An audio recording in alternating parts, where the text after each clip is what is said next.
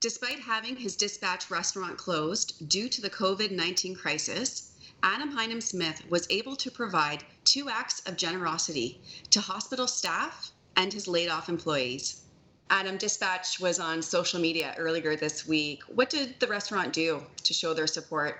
It's all about looking after those around us in a time of need.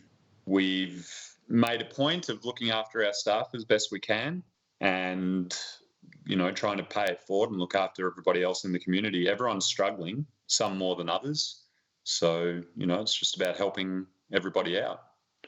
What do you do for the frontline workers at the hospital? Basically contacted them through some people that we know that are in the industry and sort of just made the connection and said that we wanted to come and bring in a whole lot of food for everyone that's working on the front line at the hospital, and basically got that sorted and filled up a massive big cooler of soups and Turkish bread and, went and dropped it off and said our thank yous and, basically let them know that everyone's thinking of what they're doing and what, sacrifices they're making with where they're at and the danger they face. What was the response from the hospital staff when you showed up with lunches?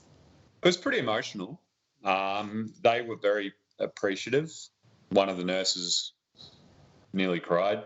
They were very, very grateful. They applauded what sacrifices we're all making in our industry. I think it was just they were grateful with what we did based on our situation, and it was quite a cool connection to make. You also did something very special for your staff. We'll continue to look after them as best we can. It's a very scary time for our industry. I've already started to see a lot of restaurants permanently close. They will not open ever again, which is sad. So, for what our industry is and how tough it is and how hard everyone works in it, having to lay off all our staff was extremely tough. It's not a good feeling. You're not that you really have a choice, but we did what we could. We do what we can, dropping off a little ISO or basically a little bag that has all the goodies in it, some sanitizer spray, bottle of wine, some ginger beer, hand soap. And what was the response from your staff when you showed up with these care packages? They were very grateful. We had a bit of fun with it, leaving it on the doorstep and walking backwards.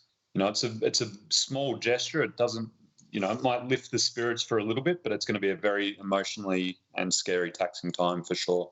I noticed in one of your tweets highlighting what you did for the frontline workers at the hospital, you hashtagged it Niagara Proud.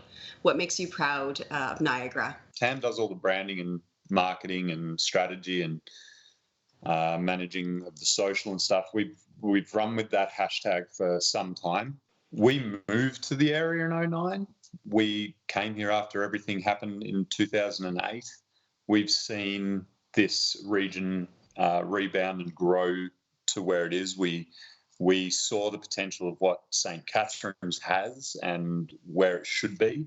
With a thing like this, I think the biggest thing is that we've got to stay true to form. We've got to stay proud. If we lose that pride, it'll really soften everything down. So, Adam, thanks so much for taking the time to talk to me today. You're very welcome. Thank you. Stay tuned and we'll be right back.